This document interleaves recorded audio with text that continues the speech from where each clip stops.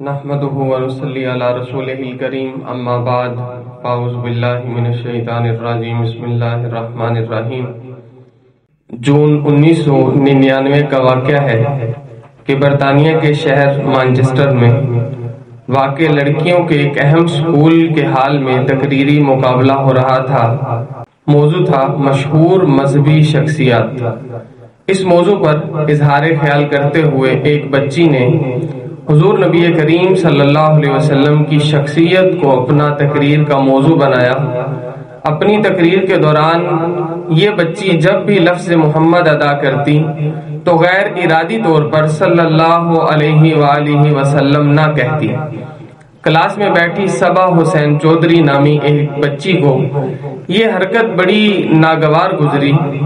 اس غیر ارادی لغزش کو ایک دو دفعہ برداشت کرنے کے بعد اس بچی سے رہا نہ گیا۔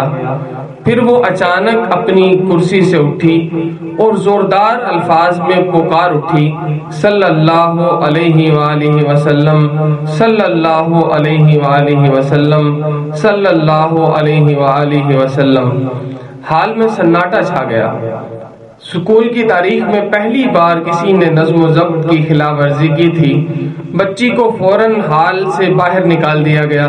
یہودی اور عیسائی اساتذہ اور ماہرین نفسیات پر مشتمل بورڈ نے بچی سے متعدد سوالات کیے اور اس بے ساختہ حرکت کے بارے میں پوچھا۔ بچی نے ہچکیوں اور سسکیوں میں روتے ہوئے جواب دیا کہ جب کوئی شخص ہمارے پیارے نبی حضرت محمد صلی اللہ علیہ وآلہ وسلم کا اسم گرامی استعمال کرتا ہے تو اس پر فرض ہے کہ وہ صلی اللہ علیہ وآلہ وسلم ادا کرے۔ میں اس پر کوئی کمپرومائز نہیں کر سکتی۔ حضور نبی اکرم صلی اللہ علیہ وسلم کا اسم گرامی سن کر صلی اللہ علیہ وآلہ وسلم کے الفاظ کہنا میرا ایمانی اور دینی استحقاق اور اولین فریضہ ہے۔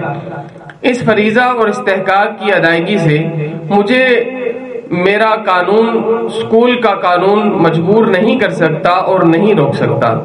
برطانیہ ایسے سیکولر اور مادر پدر آزاد اور جنسی بے راہروی کا شکار معاشرے میں ایسی بچیاں اسلام کے روشن اور محفوظ مستقبل کی ضمانت ہے۔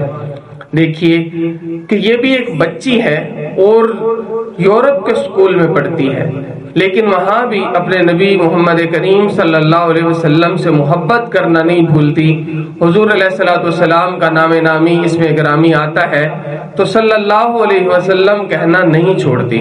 تو ہمیں بھی اپنے نبی محمد کریم صلی اللہ علیہ وسلم کی محبت میں درود پاک کی کثرت کرنی ہے اور اتنا پڑھنا ہے کہ زبان خشک ہو جائے، تب بھی ہم نے اپنے پیارے نبی پہ درود پاک پڑھنا نہیں چھوڑنا۔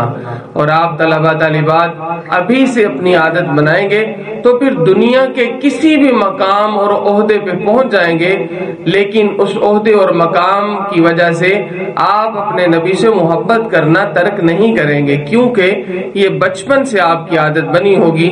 اب سارے میرے ساتھ 3 دفعہ مل کے پڑھیں، صلی اللہ علیہ وآلہ وسلم، صلی اللہ علیہ وآلہ وسلم، صلی اللہ علیہ وآلہ وسلم۔